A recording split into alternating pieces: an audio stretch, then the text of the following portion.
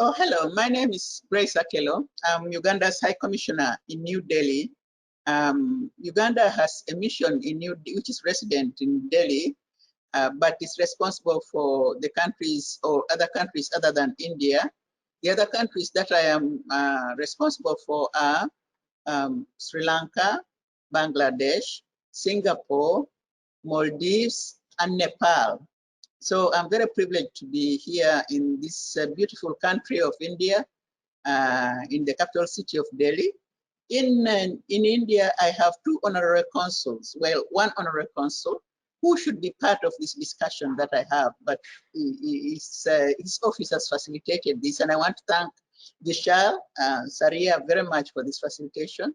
Our honorary consul in Mumbai is Mr. Agrawal. He's a long-term associate of Uganda and a very good friend who has supplied medicines to Uganda for the last 25 years. So we know him quite well and are very grateful. I'm therefore also very grateful for his office for coordinating this discussion, this small take on Uganda. Now, I would like to thank the organizers of the Karnataka virtual conference exhibition on agriculture and agro-processing, and especially food processing. And I'm delighted to be invited as part of it because Uganda has got a lot of opportunities for collaboration with the state governments and specifically Karnataka.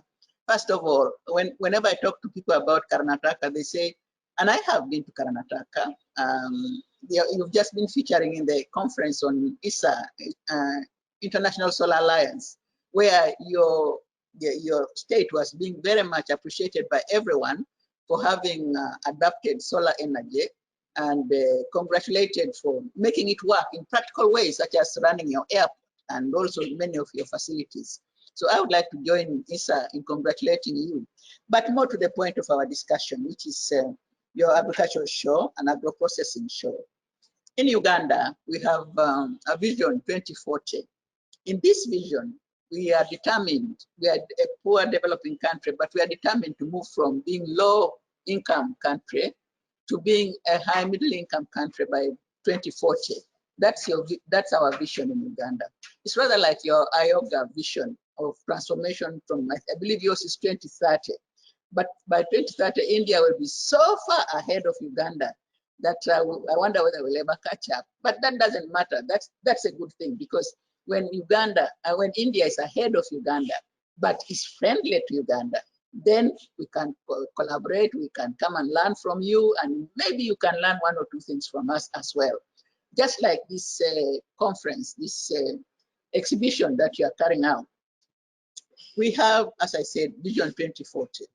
We also have within that vision a 5-year national development plans.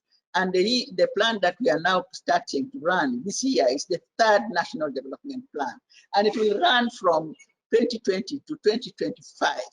And the theme of that plan is sustainable industrialization for growth, employment, and sustainable wealth creation.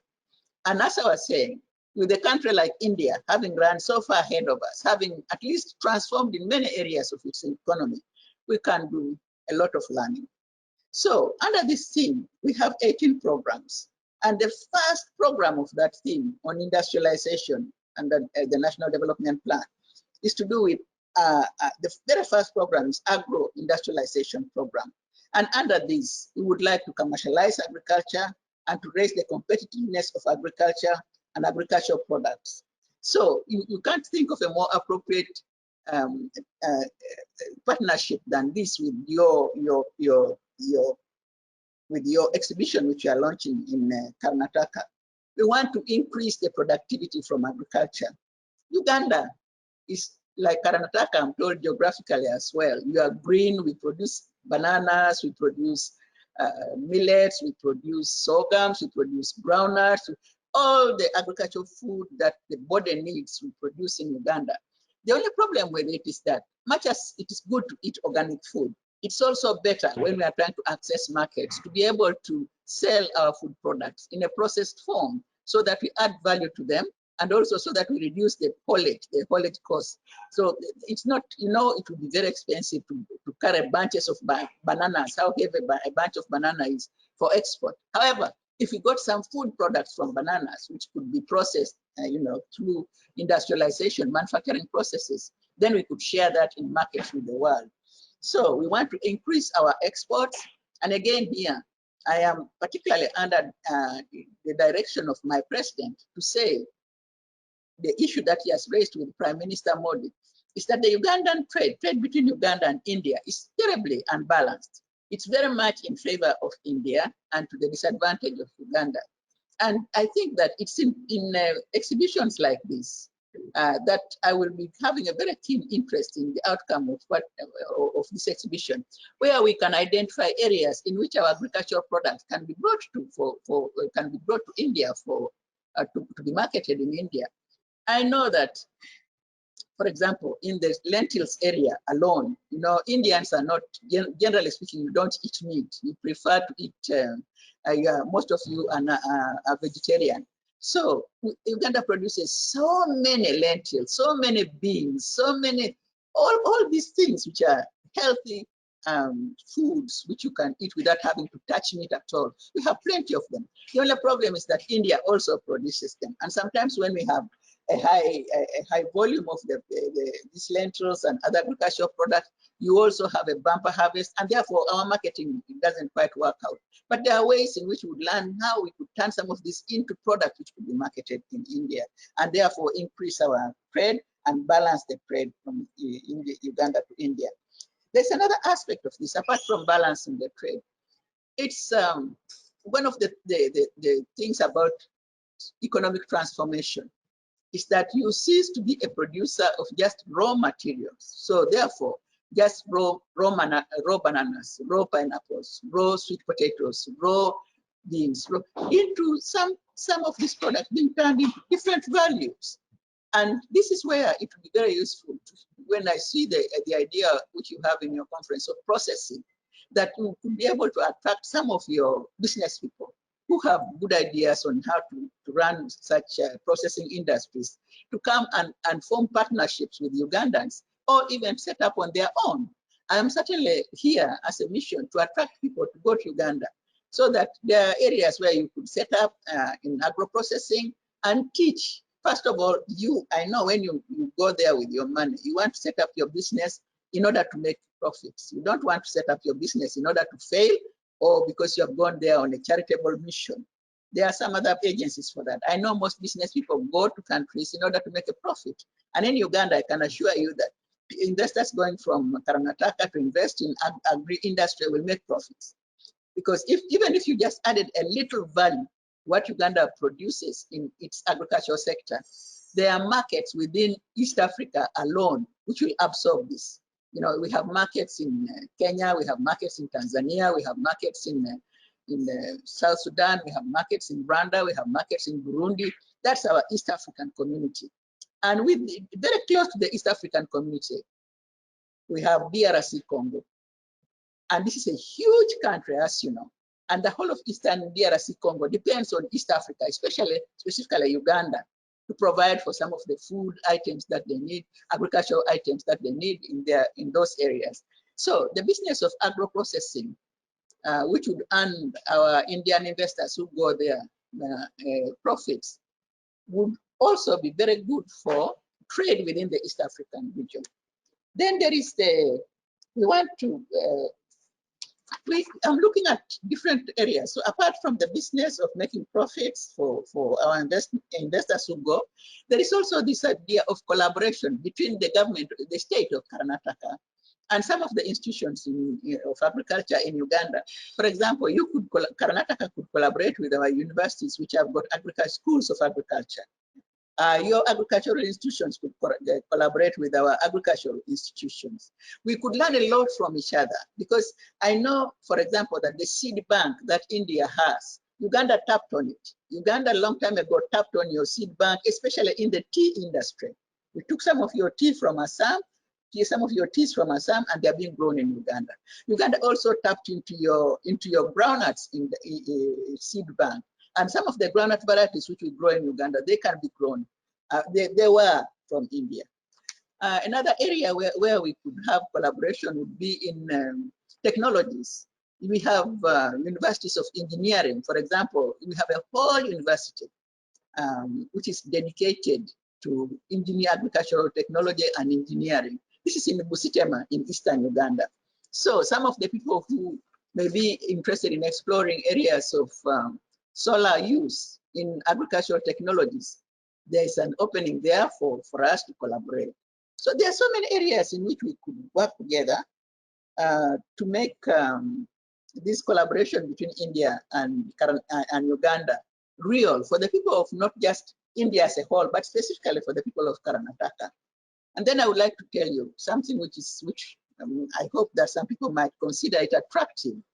Apart from our wish to balance trade between Uganda and India, then apart from our wish to for you to produce for the East African and the Great Lakes African Lakes region, and also for African markets, people who go and set up business in Uganda have huge markets which have been opened for Uganda outside of the country, outside of the continent. For example, we have a very, very big arrangement with the United States of America, where you can produce anything in the agricultural sector, but particularly textiles, anything in textiles.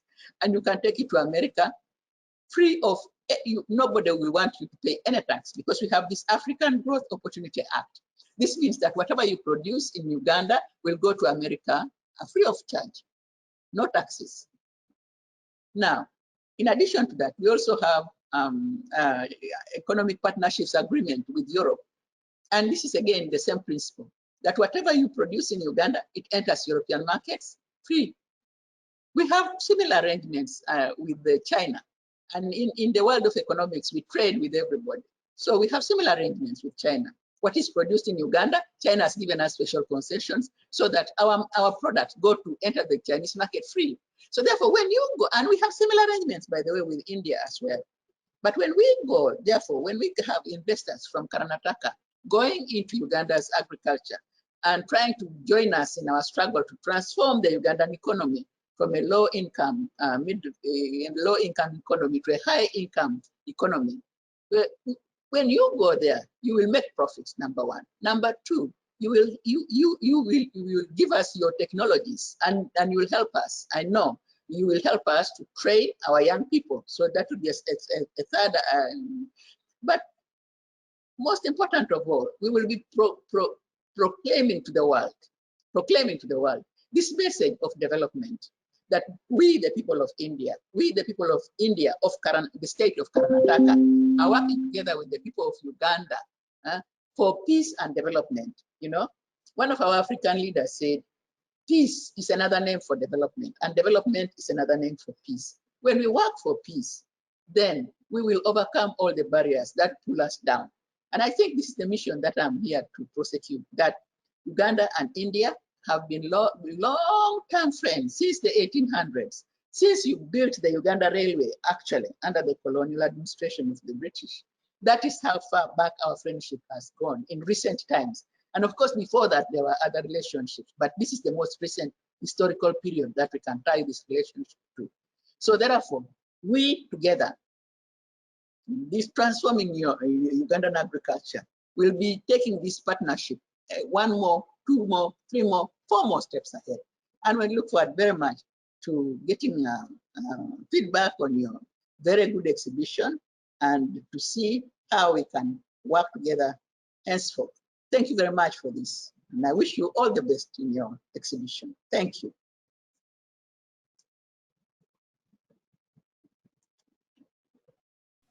Good morning, visitors.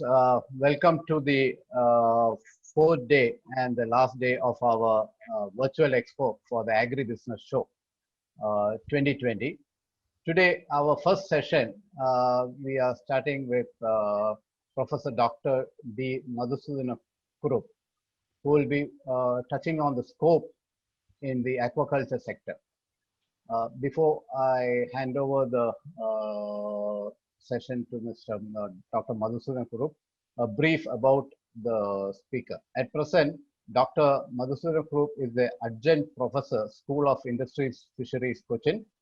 Cochin University of Science and Technology, Cochin. He is having a postdoctorate from Wageningen University, the Netherlands.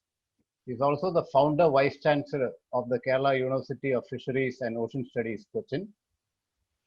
The chairman, Scientific Advisory Committee, Rajiv Gandhi Center for Aquaculture, under the MPDA, Ministry of Commerce and Industry, Government of India. He is also the chairman, Research Advisory Committee, ICAR, Central Inland Fisheries Research Institute, West Bengal. The former Vice Chancellor of the Sri Venkateshwara University, Gajraula, UP. He's been an advisor for the Minister for Fisheries, Government of Kerala, as well as Director, School of Industrial Fisheries, QSAT, a professor of the QSAT School of Industrial Fisheries, and a member of the Coastal Zone Management Authority, Kerala, under the Ministry of Environment and Forest, Government of India. We welcome Professor Dr. Madhusudan Kuru for the session. Welcome, sir. Thank you, Mr. Joseph Kuriakose, for giving me an opportunity to make a presentation about the scope of aquaculture as an vocation for employment in the Indian scenario. As you're aware, this program is, this talk is rather taking place concurrently with the Cruise Expo, which has already been launched in Cochin. And I'm happy to see that there's a lot of overwhelming response to this expo as well as the lecture series being organized by the Cruise Expo organizers in this connection. So the topic given to me is regarding the scope for expanding aquaculture as an vocation, especially in the context of COVID-19 pandemic, which is a global issue at the moment. And India is also badly hit out of the related lockdown, which is still prevalent in the country. And Kerala too is very much and badly affected due to this COVID-19 pandemic situation. So this is the picture with regard to that of global aquaculture scenario. You can see that the aquaculture has rapidly grown over the past 3-4 decades.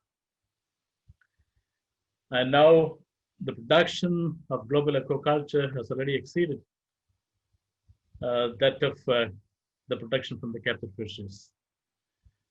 That means we are paying much attention to the aquaculture because that is the only source by which we can cater to the protein requirements of the ever-growing human population. And aquaculture is the only solution. And here we can see the various types of aquaculture, out of which the most important one, of course, is the freshwater aquaculture, which contributes around 60 to 70% of the global aquaculture production. And apart from that, the molluscan also is contributing much to the aquaculture scenario. Then we have the shrimps, both freshwater prawns and the brackish water shrimps are also forms an important component of aquaculture on a global perspective. So here we can see that the production from aquaculture is of the tune of around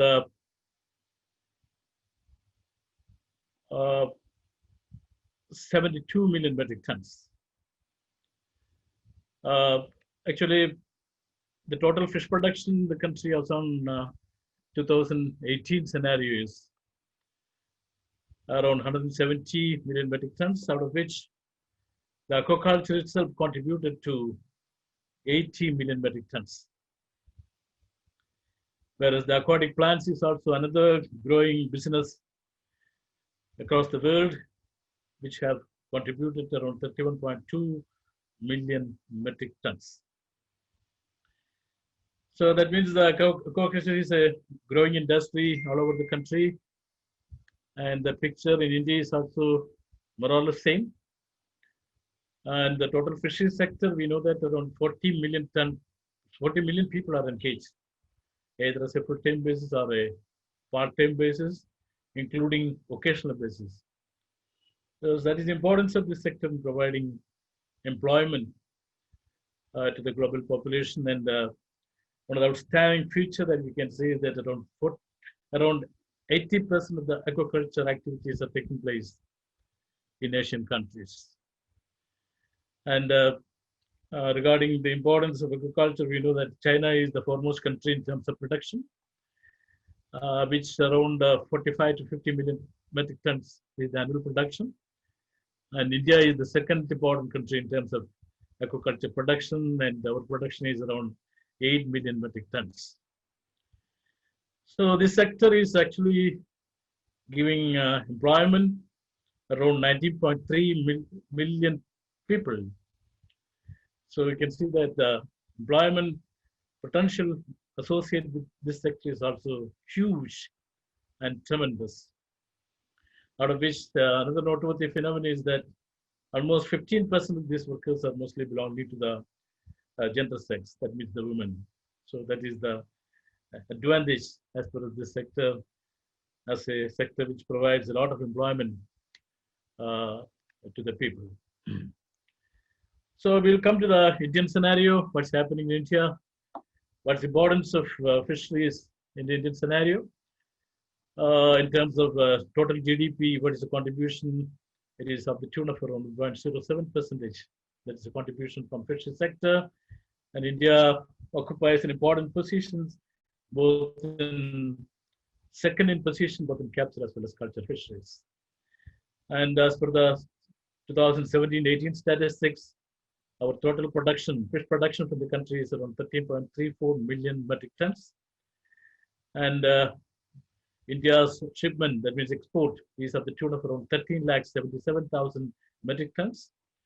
And we fetched the foreign exchange of around 7.08 US dollars, 7.08 billion US dollars. And mostly we are exporting in the form of frozen condition. That means out of 7.08 billion US dollars, we realized around 6 lakhs billion euros from the export of the frozen seafoods. Actually, in the Indian fishery scenario, around 9 million active fishers are there. And these 9 million active fishers are depending on the fishery sector, mainly for their livelihood as well as employment security, out of which around 80% belong to the smaller scale. That means fisheries in India is a small scale occupation altogether. And we know that it plays an important role in Indian economy, and we are earning a lot of money out of foreign exchange. And again, it is important from the point of employment generation. And this is all these things in terms of nutrition as well as food security. The fishery sector always ensures both in terms of nutrition as well as food security. So these are all some of the importance of fishery sector in the Indian economy. So here we have already said that we produce up to 13.4 million metric tons of fish, which actually forms around 7.8% of the global production. The capture fisheries accounted for 4.8 million metric tons, whereas aquaculture, we can see that is almost 190% when compared to that of captive fisheries, and the production from aquaculture is around 8.6 million metric tons. And the second largest global producer, second largest producer from aquaculture, these are all the positions as far as India is concerned. In terms of exports also, we rather fetches around $7 billion US plus annually. So that's the important advantage. So what is the target for India in the coming years by 2024? Right, from 13.4 million metric tons, we are aspiring a production of around 21 million metric tons by 2025. That means already we are planning for a doubling of production. And again, we want to increase our consumption of fish, at least at the rate of 3.5% per annum. And again, we want to minimize the supply-demand gap by fully harnessing the potential associated with the sector. So we need to be very rigorous in the promotion of aquaculture in the coming years. That is mostly targeting ensuring the nutritional security, because when you are actually analyzing the position of India in terms of nutritional security with regard to the per capita availability of fish, we are on a very lower side. Maybe our per capita consumption is just less than 50% of the global per capita consumption.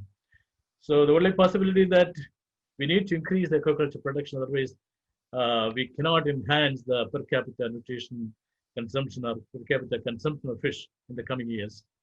That's also very important in this context. This is with regard to the scope for expanding the aquaculture industry in India. We have different types of water bodies, and some of the water bodies are very much suitable for aquaculture. And basically, we have three different types of aquaculture systems. First one is the aquaculture based on freshwater water bodies, and second one is the brackish water bodies, and of course the third one is the coastal aquaculture, thusly mostly limited to the sea coast as well as the what's called coastal waters of the country. Here the total area has been given. Especially we need to look into the brackish water area available for the country. That is of the tune of around 0.2 million hectares. And the present utilization is only roughly around 1.8 lakh hectares. I mean, 0.18 hectares is the present utilization of the brackish water area suitable for aquaculture. And these type of water bodies are very much suitable for the farming of shrimp as well as crabs. And that is, these are the emerging type of aquaculture practice that we can see in the country. Then again, the coastal waters spreading around 8,400 kilometers of the Indian coast that can also be utilized for various types of aquaculture activities.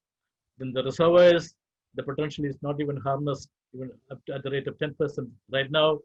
And innumerable number of ponds and tanks are available in the country, which can be very successfully utilized for the purpose of aquaculture. And especially the continental shelf areas of the tune of around 0.5 million square kilometers.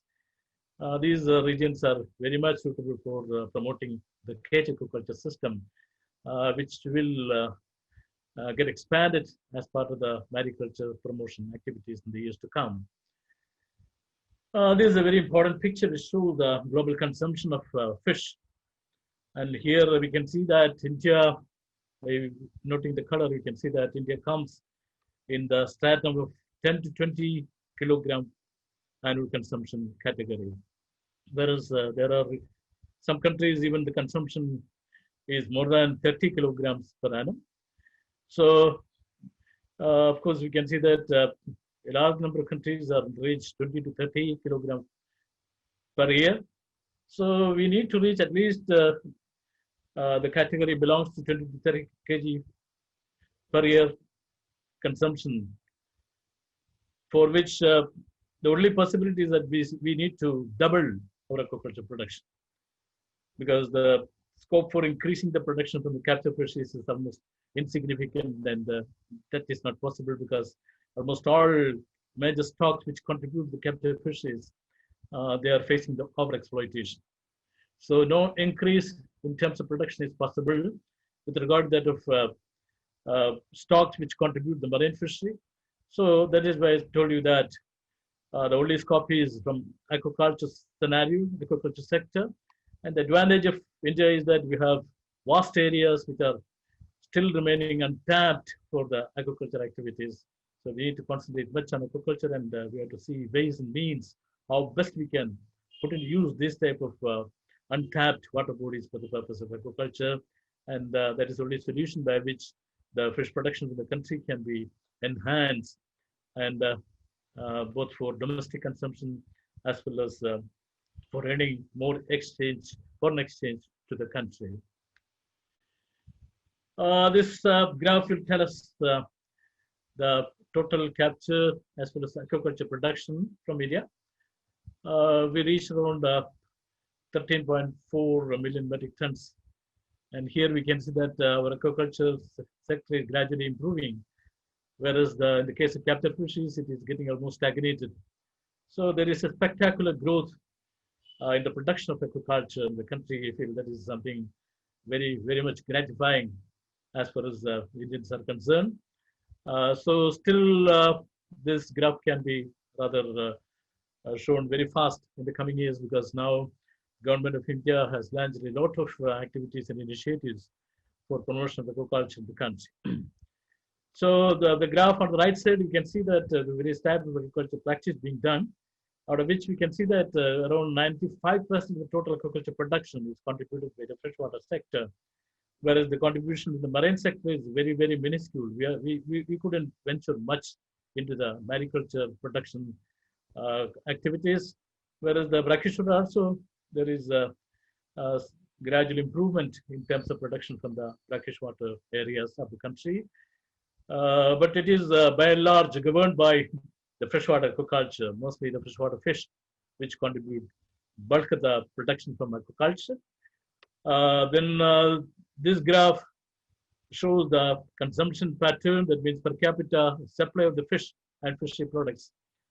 And it has been compared against the global per capita consumption. Here we can see that our per capita consumption is always less than 10 kilogram per capita, whereas the global, it has already exceeded 20 kilogram per person per year. So the basic question we need to think now is that how our per capita consumption can be improved and at least made at par with that global consumption rate. Of course, it is 20, and our per capita is just half of that global consumption, just 10 kilogram. So we need to increase this 10 kilogram to 20 kilogram. The only possibility is that we need to bring more areas for the aquaculture activities. We need to intensify our aquaculture operation. We need to utilize all the desirable as well as usable water spread areas for the purpose of aquaculture. That is precisely the only solution by which we can double the aquaculture production.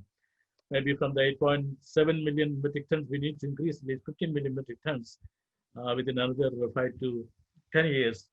That is the only solution by which you can elevate our per capita consumption of fish, at least at par with that global standards. In this regard, I want to mention here the recently announced package Pradhan Mantri Matsya Sampada Yojana initiatives. This package was announced on 22nd May 2020 as part of what's called relief package of the COVID-19 pandemic situation. There was an allocation of around 20,000 crores, the tune of around $2.6 million for the welfare of the fishermen. And out of these 20,000 crores, around 11,000 crores are targeted for the development of marine inland fisheries, including aquaculture. So that is a big relief for the aquaculture sector of the country, because whatever potential can be fully tapped by utilizing the fund earmarked under this Pradhan Mantri Matsya Sampada Yojana initiatives. And another 9,000 crores is for creating infrastructure like fishing harbors, the cold chains, and markets. Of course, these type of ancillary facilities are equally important from the marketing of whatever produce that we generate out of aquaculture or capture fisheries. So both the components are very much relevant for aquaculture. Hopefully, we can expect a lot of changes in the fishery scenario in particular, in general, and aquaculture scenario in particular. And the ultimate objective behind this particular relief package is to enhance the production, especially with regard to of exports, from the present $7 billion to $7 million to $10 million. That is the foreign exchange increment program. And apart from that, again, we need to bring and address the gaps between supply and demand for the domestic consumption. That is another major objective behind this uh, specialized package announced by our Prime Minister of India. So this picture will tell us what is the fish production pattern during the last maybe 15 years or 13 to 14 years. Here we can see that, of course, we could achieve tremendous progress in terms of fish production from the country. But one of the noteworthy feature is that the contribution of aquaculture has increased substantially. And right now it reaches around 8.9 million metric tons. And that means whatever production registered in the total fish production of the country is mostly attributed to the aquaculture production, because we can see the graph shown in blue color that shows the marine captive fishes. We can see that it's almost getting stagnated over the last 10 to 15 years. So not much scope for improvement to catch from the marine stocks. Whereas aquaculture, there is an increment of the tune of around 5 to 6% per annum. So still there are ever so many possibilities are there in the aquaculture scenario of the country. One of the basic problem that we're facing is what about the availability of seeds for aquaculture? So without seeds, we cannot think, and seeds should be made available with regard that of most dependable species, most sought after species for aquaculture, whether it can be for freshwater aquaculture or brackish water aquaculture or even mariculture. The first and foremost thing we need to satisfy is the seed availability. So ever so many number of hatcheries are working in the country, and that can very well cater to the requirements as per the demand. Because unlike in the other type of crops, here this is a very seasonal activity. That means the demand of seeds comes hugely on a particular month or a particular season. So our hatcheries should be capable enough to provide whatever seeds requirement are there by the fish farmers of the country. So right now we have 52,000 million fries are produced in the country. So now we are in a position to supply the seeds as per the requirement, whether it is finfish, marine finfish, sorry, freshwater finfish, then the shrimps, whether it is Venami or Venus monodon, or the Macrobacchium rosenbergi, the freshwater prawn, and even the seed of the crab become a reality nowadays. So almost we are reaching the self-sustainability in the supply of the most important input parameters in the aquaculture scenario, that is the seed. This picture will give us the progress of aquaculture production in terms of export-oriented species in the country. And we know that the most important export-oriented species are mostly the Leptopinus venami. And around 90% of the Indian aquaculture, Indian shrimp aquaculture is now occupied by this exotic shrimp, rather imported from USA. And then we have the Pinus monodon, the next important species. This is the Venami scenario in the country for the last 5-6 years. Then the Pinus monodon, which was predominant prior to 2010, but now it becomes a comparatively insignificant portion of the total export figures from the country. Then we have the scampi, that is freshwater prawn. So this is the actual scenario with regard to the production from the major exportable species from the country. And of course, we are bagging upon the Pinus venami, Leptopinus venami, which is the most sought after shrimp in the country for aquaculture. And there are around 300 plus hatcheries in the country, which can readily supply whatever seeds are required by the farmers at the moment. This is an import-export graph which shows the total export quantity from the country and as well as import quantity. And this graph actually depicts in terms of value, in terms of US dollars.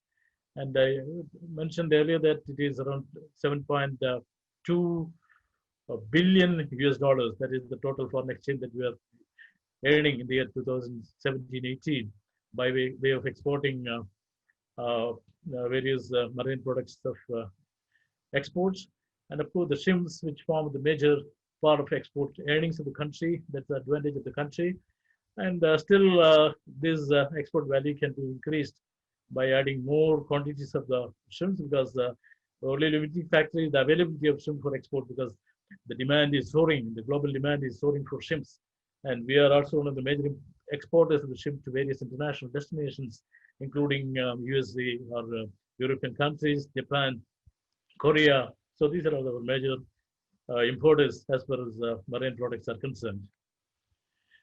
This is the type of marine products we are exporting. Of course, mostly it is based on the frozen shrimp, followed by that of frozen fish, then the cuttlefish and squid, and other fractions are comparatively insignificant. That means our export industry is only tuned and governed by the total shrimp produced in the country. So that means that we need to go for more quantities of shrimp in the years to come. And of course, in terms of revenue also, it is very high that we produce out of shrimps. So again, this background, there was the outbreak of pandemic in India. The most dreadful disease, the respiratory syndrome, coronavirus 2, that has first identified in China in the month of December 2019, and gradually it spread to so many countries. And the first COVID case was reported from Trichy in Kerala. That took place in January 30th of 2020. Of course, it made havoc in all sectors, not only in fishery sector, but in all sectors. And the associated lockdown paralyzed the production as well as consumption sectors of the country alarmingly, I should say. And the most important after effects of COVID-19 lockdown is the unemployment problem, mostly in manufacturing as well as service sectors. And we are facing acute shortage of labor shortage in primary food production system, including aquaculture and fisheries. And it was mostly due to the restrictions imposed on social movement activities that has hampered a lot. And a lot of export restrictions were there across the country, across the nations, and limited access to the farm, food trade, and as well as markets. And again, impacted all the operation across food system and value chain. That impacted a lot in the production export of marine products. And it affected ultimately submitting that in terms of consumption, in terms of investment, in terms of external trade, it has got immensely affected in all these major sectors, which decides the status of economy as far as a country, as far as the Indian economy is concerned. So I'm not going detail because you know all this figures when it comes and when the lockdown imposed, and what is the state of affairs, how much people casualty was there, and what is the infected population as on today. And this is the most important affected states in the country, including Kerala right now. And the other states, mostly Maharashtra, Karnataka, and Tamil Nadu. These are all the worst affected states in the country. Then the lockdown restrictions, still it is going on. Different phases for lockdown as well as unlocked down phases are shown here. And the present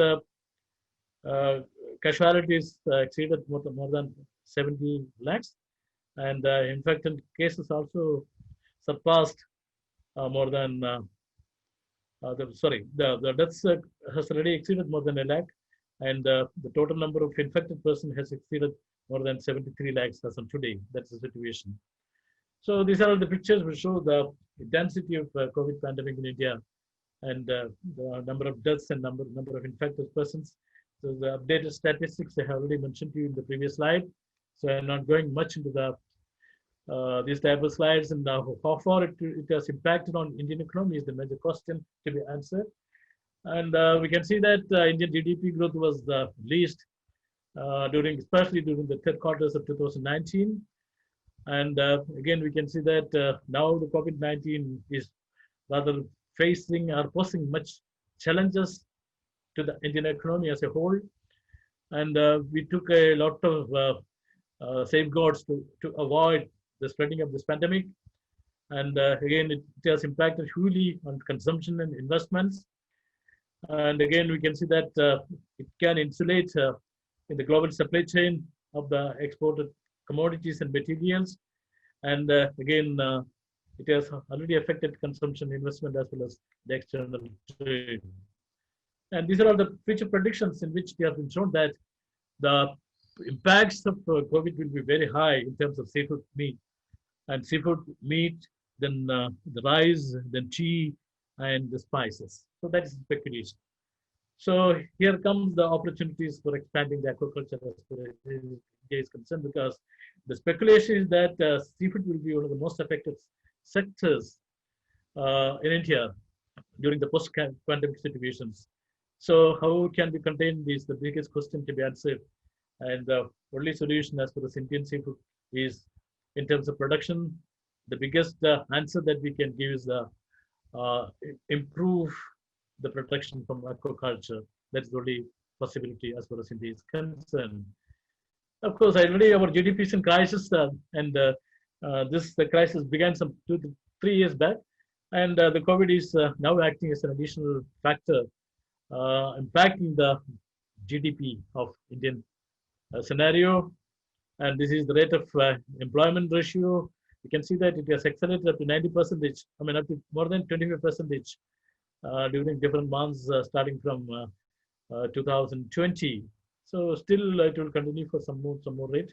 Already, we are facing unemployment around 8 to 9%, but now it has increased up to 25% due to the COVID pandemic situation. So we need to find out employment sources and generate new employment possibilities to contain this unemployment that we are facing at the moment. And you can see that this COVID-linked lockdown has hit terribly on the household income. This is a picture that has been shown. It has a tremendous fall during March 2020, and that scenario is still continuing. That's a sad situation. Of course, we are performing very well prior to COVID-19 outbreak. And in terms of production also, we could show a better performance. But again, now the situation has totally been changed because in the captive fishing sector itself, it affected around 224 crore by the study conducted by Central Institute of Fish Technology. They could establish that there was heavy inflicting due to the COVID in the captive fisheries of the tune of around 224 crores. That is massive as far as Indian fishery sector is concerned. And again, the marine products, there will be heavy impacts due to the dwindling of the catch, and there will be some sort of what's called plummeting of the export earnings for the country in the months to come. That is the prediction. Now we can come to the scenario. That means what's the real impact of aquaculture, because aquaculture is also impacted heavily, and that is one of the very important sectors as far as India is concerned in fetching a lot of foreign exchange to the country and providing a lot of employment. And again, nutritional security also in all these aspects, aquaculture is very important. And there exists a tremendous scope for expansion because we couldn't utilize at least 20% of the actual area available for the purpose of aquaculture. Again, we have so many establishments, and almost all establishments are lying closed. And that is another consequence that we are facing. That means we need to revive all these things immediately to equip ourselves for the exponential growth of aquaculture during the post-COVID-19 scenarios. Of course, we know that the fish and fishery products are very, very much safe to eat, and we need not worry about that. And again, there was a plummeting of export of shrimps to various international destinations. So now we can examine what are the possibilities of expanding aquaculture, and what is the possibility of making aquaculture as an avocation for gainful employment in the context of post-COVID-19 scenario in the country. Because I feel that is our topic, and we can have an examination on this particular issue: how much avocation is there, how much expansion is possible, how much production improvement is possible from aquaculture, and what type of species are involved in aquaculture, and what type of aquaculture systems are prevalent in the country, which can be rather adopted by people who belong to various strata. That means the common people aquaculture program is there, and of course those who want to invest huge amount in aquaculture, the umpteen systems are there. Like that, various type of aquaculture systems and services are available in the country, so that the entrepreneurs can very well select depending on their financial capacity. And of course, now the government of India is also providing loan facilities in the aquaculture sector for generating gainful employment to the people of the country. So that is the scenario. So aquaculture should be viewed in two different perspectives. Number one is how many species are involved in Indian aquaculture. Number one, because the selection of species is also very important depending on the environment where we want to start our aquaculture business. Then second is the what type of system we want to follow. Because there are umpteen type of aquaculture systems are prevalent in the country. And again, all these systems and services are tailored system in the sense that what is the investment capacity as far as the entrepreneur is concerned. And depending upon the investment capacity, of course, the entrepreneur can select the type of farming system he wants to adopt. And again, depending on the water body in the custody of the entrepreneur is also another major parameter and factor which decides the success of aquaculture. And of course, the opportunities are plenty, a lot of areas, climate is good, wide range of species is available, and seed availability is very good, and plentiful water bodies which are serene, and again, enough brackish water bodies are there for undertaking various type of farming systems, and labor availability is also here. And there are a number of institutions which are providing R&D backup to this type of ventures, and especially the RGCA rather established. And now they are in the process of standardizing the breeding technology of the most sought after species. Now seed can be available from RGCA with regard that there are so many new species. And of course, there is a ready marketing both in export as well as domestic consumption markets as far as aquaculture products are concerned. So these are all the favorable parameters which promote the aquaculture operations. Of course, we should be aware about the various types of challenges also. Of course, disease is a regular phenomenon in aquaculture, so we should be very careful in doing the aquaculture. We should not be greedy in go for higher and higher production. And when you are going for higher production, naturally we have to encounter this disease issue. And shrimp seeds sometimes there is a gap in the production of shrimp seeds, and disease diagnosis is still some of the issues. And the lease policies couldn't be finalized so far, and mariculture policy is also in the process. And again, marine finfish, we are not comfortable with the seed availability at the moment. And the feed cost, it is comparatively higher. So some sort of intervention is required from the government to regulate the feed cost. And still, we can see that a number of banned chemicals and antibiotics are rather utilized and used for aquaculture activities. And we need to prescribe the quality standards for the products used in aquaculture. And some of the well-sought species, just like the gray mullets and chanos and crabs, the seeds are not available in plenty. And again, the bivalve seeds are also not available. And the latest threat is the threat from the COVID-19 pandemic. Of course, that will be subsided within another 2 or 3 months. So we need not be much worried about the COVID-19 pandemic. And there are every possibility of reviving of the industry within another couple of months. That is the normal speculation made with regard to the aquaculture industry of the country. I feel it is predominantly now represented by the Leptopinus vinami, that is an exotic shrimp. Rather, we are importing from the mother shrimps from USA, and now around 310 hatcheries are working in the country. They can supply adequate number of seeds of Leptopinus vinami, and this is the most sought after species. And around 90% of our export is now represented by Leptopinus vinami. That's the advantage of this particular species. And this is a comparatively sturdy species. It can withstand any environmental variations, not susceptible to more disease. So these are all the other desirable qualities. And that is why farmers are preferring much towards this particular species. Of course, this is the vinami, and we can see that 98% of the export is now contributed by vinami, and the latest production available is around 6.9 lakhs metric tons from India. That is the production.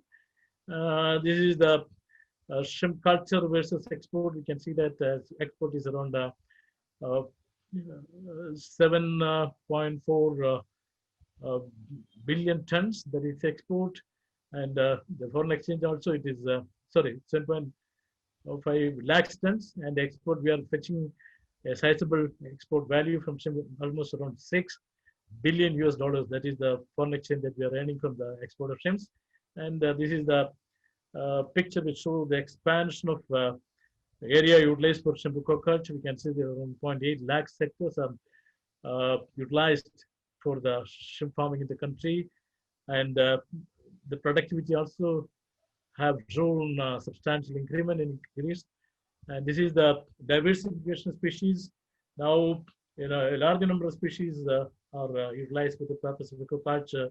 We have sibas, we have cobia, then of course 2 shrimps, the Pinus monodon, the tiger, as well as the Vietnamese shrimp, the crab, then the gift tilapia, then the serranids, then other caragids, that is the uh, then of course Artemia is also another important species that we are considering in the Indian situation. So this tells us the recent interventions in the diversification of mariculture activities, mostly in mariculture, including Pompano is the caragid I was shown here.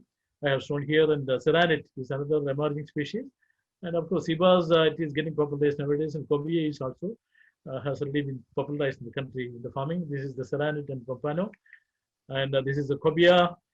This is a crab, as well as lobsters, and the milkfish, the Chanos, and that is being widely used for brackish water aquaculture in the country. And this is the giant freshwater prawn, Macrobacchium rosenbergi, very much ideal for the freshwater aquaculture systems. This is the harvest of Macrobacchium rosenbergi, and this is a farm from Kutanad where the harvesting is taking place with regard to the Macrobacchium rosenbergi. And this is the Pangasius, the Malaysian catfish, again formed an important component in the aquaculture, freshwater aquaculture. Then, of course, the bivalve among the self-help groups, it is population anything. And of course, these are the various freshwater fish, the carps, various species of carps, and gift tilapia. And of course, if somebody is making trouble, Just one after the other, 11 o'clock onwards. 11 o'clock onwards. what is the system? And the various systems and practices, of course, mariculture system is there, then of course, prawn culture is there, then the recirculation system. This is the cage culture, this is a pen culture, and of course, this is the typical pond culture for freshwater, for brackish water ponds. This is the cage culture, then typical shrimp farm. This is the bivalve harvest. This is the latest biofloc technology, and this is the recirculation system. And the integrated system, this is hydroponics, aquaponics system, which is getting popularized nowadays. And again, the integrated farming of rice plus fish, another emerging farming system in Kerala. And again, of course, the Pokali system of farming. Then the ornamental fish farming is also getting popular nowadays. This is the Malaysian type of farming of ornamental fish. They are occupying an important position in export of ornamental fish. So these are some views from Malaysia, where ornamental fish is expanding like anything. And concluding my talk, I feel the investment opportunities as far as aquaculture is very huge. And aquaculture can provide as a very important avocation, and we can generate a lot of employment. Nowadays, the seed availability is reality. And depending on the choosers or the selection of the farmers, the availability of seed is ensured right now. So that is a positive aspect as far as aquaculture is concerned. And we can be much hopeful about the lead package. And the aquaculture will expand like anything. And the investment by the entrepreneurs will also increase. And there will be substantial area rather bring up for the purpose of aquaculture in the years to come. And the government is now thinking of framing strong policy support for promotion of various types of agricultural activities. That's also will take care of the employment as well as the entrepreneurship programs being linked with the agriculture scenario of the country. So I feel I need to wind up because there is another talk immediately following my one. So before concluding this session, I want to express my sincere thank you because due to shortage of time, I need to rush up my slides. And if you have any questions, we can ask to me. I will try to clarify within limited knowledge I am having the subject. Thank you very much once again for providing me an opportunity to speak in this session of the conference. Thank you very much. Thank you, Doctor. Thank you, Doctor, for that enlightening session on the aquaculture sector and the scope also in the activities. I'm sure all the participants will greatly benefit from this session, and we'll also share your contact details with the participants. Thank you very much. Thank you. Thank you so much. Thank you. First of all, on behalf of ICAR CIFT Cochin, I convey my hearty greetings to all the participants and organizer of the event. I must congratulate and compliment Mr. Joseph and the Cruise Expos for taking such a diligent and erudite initiative amidst the pandemic stress for organizing the Agri-Business Show 2020 on digital platform to create awareness among the stakeholders on various cutting-edge technologies in agriculture and allied sectors including fisheries, and highlight the scope and opportunities in these sectors for developing agri-business during the post-COVID situation. I am happy to know that Agri-Business Show 2020 online expo will bring together experts, stakeholders from diverse domains in agriculture, animal husbandry and fisheries, starting from production to consumption, and facilitate interaction among them on emerging issues in the sectors in addressing the relevant concerns in a meaningful way. No doubt, this e-show will develop a balanced congregation and interaction of multifarious stakeholders comprising of farmers, fishers, input traders, agri-entrepreneurs, government agencies, private companies, NGOs, SSGs, etc. through various virtual events like e-exhibition, web conference, online interface, involving experts from various research institutes and universities from India and abroad. My greetings to all those who have been associated with this illustrious and impressive online expo, FoodTech 2020. As you know, that Indian fishery sector has undergone a radical transformation as one of the fastest growing commercial enterprising sectors in India due to increased demand in seafood exports. India, being the third largest fish producing country and second largest aquaculture fish producer in the world, shares about 7% of the global fish production, contributing around 1.1% to national GDP and 5.23% to agriculture GDP of the country. The contribution of fisheries sector to Indian economy in terms of gross value added is about 1.75 lakh crores, with an export earning of close to $7 billion US. Besides this, Indian fishery sector offers livelihood to about 16 million people at the primary level and almost twice the number along the value chain. With the enormous potential of the fishery sector, Government of India is taking relentless efforts through some proactive measures in research and developments for opening new avenues for business investments and boosting the seafood exports.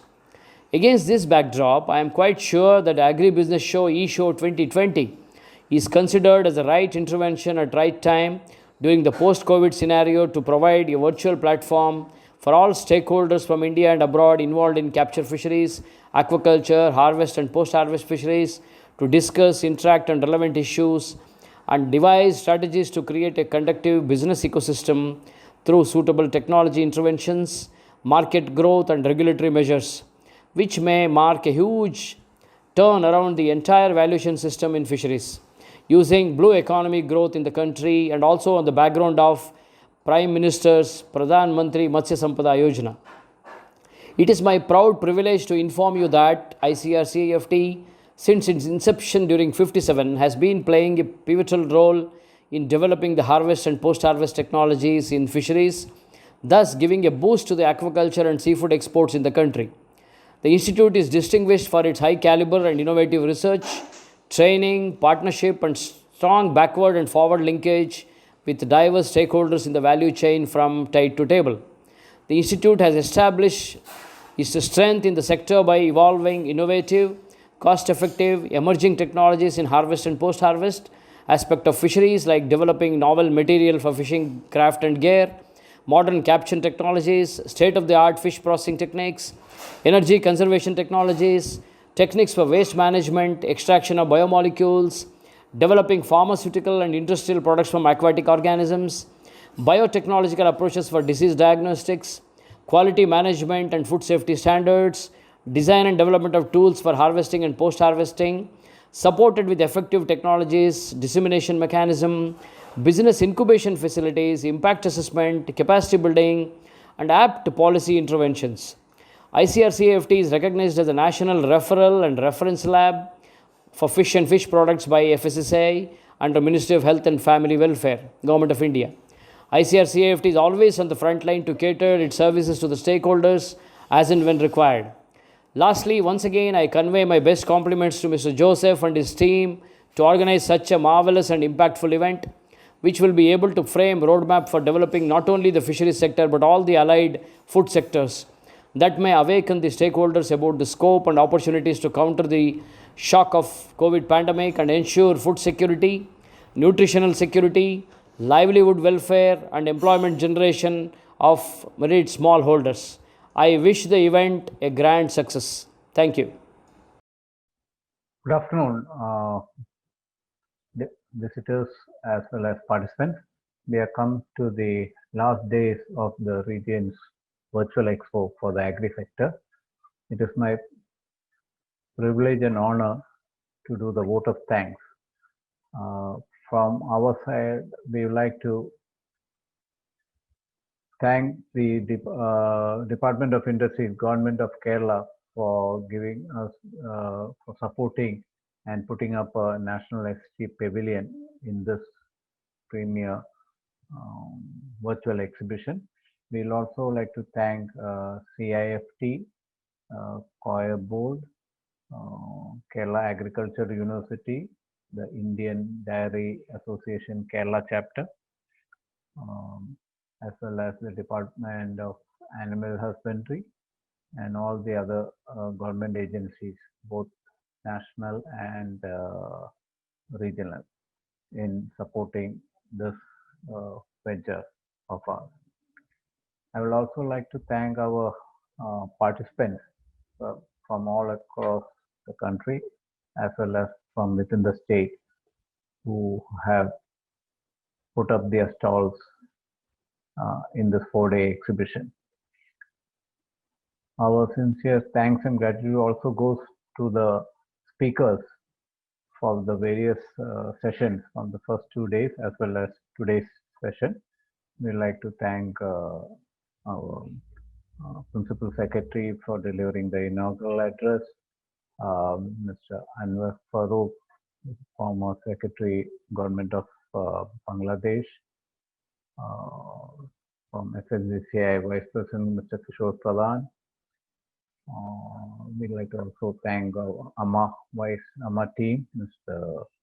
Rajkumar Arumugam, and also Mr. Lasanta Vikramasinghe from AGMA Sri Lanka for giving their views on the agri sector.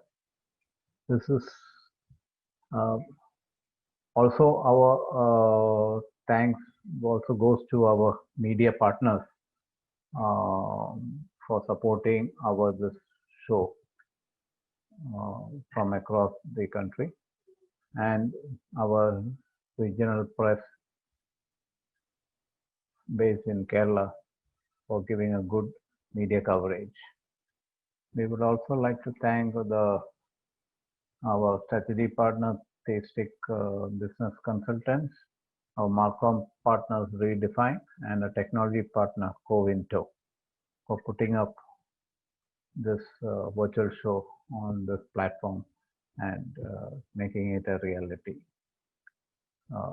We hope to come back with a bigger version of this virtual show in the near future, encompassing more number of stalls and more technical sessions, as well as hopefully business to business matchmaking session also.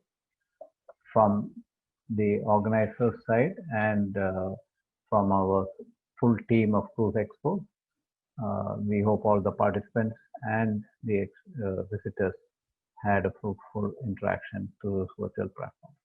Thank you.